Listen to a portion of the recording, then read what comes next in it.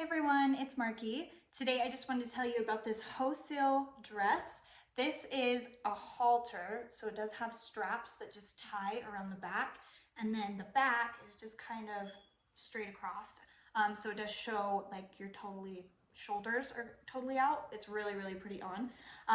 It has ruching on the sides, so it does give that like really bodycon, very forgiving in any problem areas. It makes you look really good. It is made of 90% polyester and 10% spandex, so it does have a lot of stretch to it, and it washes really well. I machine wash it and then I hang dry it, and it comes out looking great.